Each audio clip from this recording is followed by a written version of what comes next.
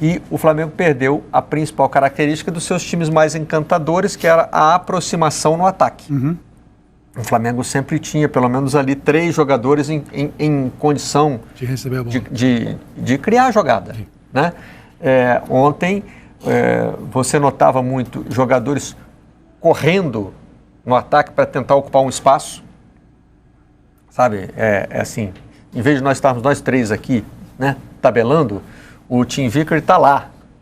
E aí ele olha e fala assim, meu Deus, eu preciso chegar ali perto do Barreto e do Caju. E aí ele vem desabalar da carreira e atravessa o campo para ver se cria alguma aproximação. Mas quando ele chega, a jogada meio que já acabou. Aí ela está lá do outro lado, aí precisa correr para o outro lado. Então, assim, era por isso que eu disse que o meio-campo do Maracanã, porque o Vasco também não conseguiu preencher esse meio-campo do Maracanã. Então, era um deserto de homens e ideias. Acontecia pouquíssima coisa no meio-campo do Maracanã ontem.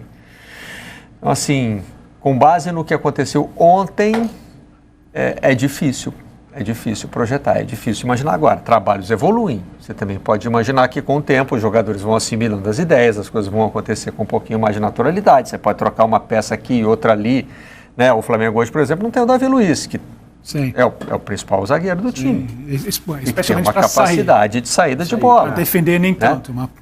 A linha de 3 zagueiros vai mudar com a entrada do Davi Luiz? É bem possível. Né? A dupla de volantes pode ser outra? Para ter o Gerson, que tem uma qualidade maior na saída, pode se aproximar mais dos homens de frente. Algumas coisas ainda podem mudar. Né? Eu tenho a impressão que o Gerson vai ter lugar nesse espaço aí, nesse meio de campo, como esse jogador mais conectado dessa linha de 3 e desse Thiago Maia, que não qualifica tanto a posse de bola, que não a posse e esse primeiro toque de bola ali no meio de campo. Então, o Gerson, melhorando a sua qualidade física, vai ser esse conector com o Gabigol, que está livre, e com esse Arrascaeta, que volta também a ter uma melhor condição. Correu muito ontem, né? Correu muito ontem. O Arrascaeta que vinha demonstrando problemas... Às vezes o jogador demonstra que ele está com problemas físicos, né? Você vê que a movimentação dele está limitada. Isso aconteceu com o Pedro também num jogo recente. Ontem o Pedro também com uma movimentação boa. Agora, nesse trio da frente, o Gabigol perdido. Pode ser um dia ruim, pode ser ontem, o Gabigol não estava inspirado, mas pode ser o fato de que ele sente talvez um pouquinho mais de falta da aproximação do que os outros jogadores. Consegue resolver menos individualmente do que o Arrascaeta e do que o Pedro.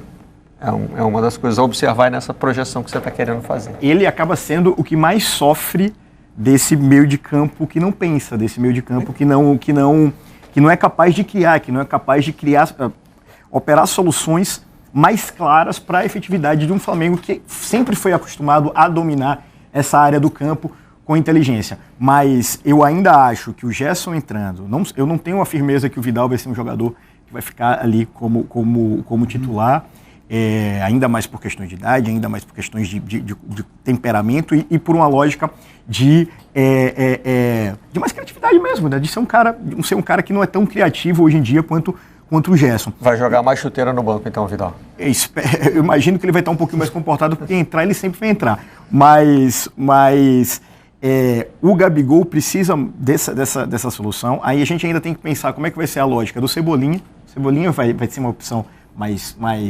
efetiva. Eu vi muita gente ontem comentando sobre como, depois de ele ter jogado tão bem na partida contra o Fluminense, por que ele foi só uma opção no segundo tempo. Então, como é que ele vai encaixar? O próprio Vitor Pereira gosta desse trabalho com pontas. Então, é um time em formação, é um time de características que a gente ainda está tateando para saber como é que vai funcionar, inclusive como é que vai funcionar dentro dessa identidade recente que o Flamengo estabeleceu no nosso imaginário. Mas é um Vitor Pereira que começa a apresentar suas ideias. Se elas vão ser efetivas, se elas vão agradar, são outros 500. Mas ele está já saindo daquela fase em que ele tentava replicar pela urgência o modelo do final do ano passado para começar a colocar seu DNA ali em campo. Ele dá uma entrevista dizendo que às vezes vai usar 3 zagueiros, às vezes vai usar 2 zagueiros, mas ontem, em momento nenhum, ele abriu mão de 3 zagueiros no time do Flamengo. Todas as substituições que foram feitas preservaram os 3 zagueiros. Aliás, nenhum dos 3 zagueiros saiu, né?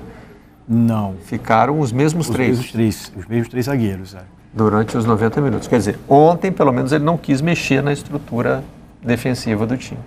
Uma estrutura que... Mas diz que não é sagrado, que não está escrito em pedra que ele vai jogar com 3 zagueiros, que pode mudar. Uma estrutura que se mostrou frágil em muitas situações de um Vasco que ontem não estava tão efetivo, um Vasco que ontem não estava na melhor de suas noites, diante do que ele fez recentemente, o próprio comportamento na vitória contra o Flamengo, o comportamento na vitória contra o Botafogo e mesmo na derrota contra o Fluminense. Mas o que me impressionou foi a facilidade em que o Pedro Raul, principalmente depois do passe do Alex Teixeira, ele consegue caminhar sem qualquer combate para fazer o cruzamento para o Alex Teixeira no segundo gol do Vasco. Foi de uma facilidade, de uma tranquilidade, de uma falta de combate nesse primeiro momento e também de uma falta de cobertura para o Alex Teixeira ter entrado entre 2 jogadores numa linha de 5 que mostra o quão ainda está em construção, né? Deficitar essa lógica de 5, de 3 zagueiros, né? De uma linha de 5 defensiva que acaba se formando no Flamengo. Tem muito que trabalhar ainda, Vitor Pereira. O Vasco também não é um time pronto, né? Muito longe disso. Nem teria como ser. Ontem a gente estava vendo a escalação inicial, acho que tinha 7 dos recém-contratados e 4 jogadores que já estavam no elenco. Nesse momento mudou alguma coisinha até a hora do jogo, mas a proporção foi mais ou menos essa. Né? Então, é um time que está se transformando muito. O trabalho do Barbieri é um trabalho que está começando. Né? Por isso que a gente viu os erros do Flamengo serem contrapostos por erros do Vasco, né? E não por um time que estava ali pronto para aproveitar as falhas do adversário e se sobrepor, né?